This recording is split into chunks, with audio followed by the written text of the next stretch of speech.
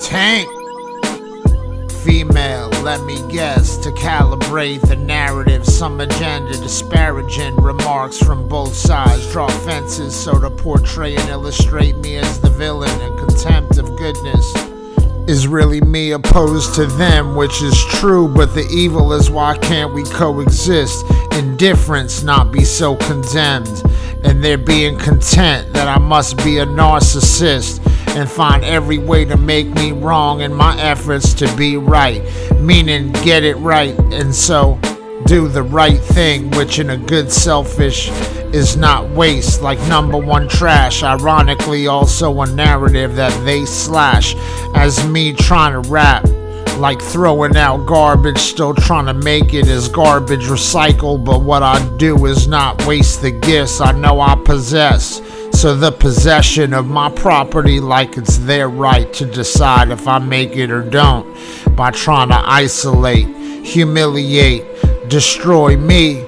Far from invigorates in the suppression and oppression of me rising, but more like trying to hang me so bad it causes my drowning.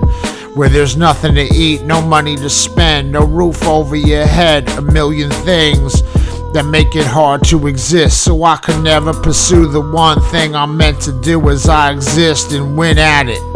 Spit rhymes, spit knowledge, lift God to lift y'all, to see the beauty of life, not its destruction. As the commons mob mentality that has suffered is a dark night and Trojan horse, where self-hate loves company and spread misery, and the devil's evil tempting to bait.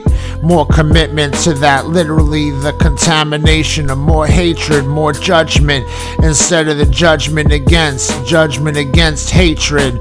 The segregation, the families and tribes unite together, but then it's world war amongst the nations and skin colors, instead of one love where we love another. See all men as our brothers, all women as our sisters and our mothers, all children as our sons and our daughters.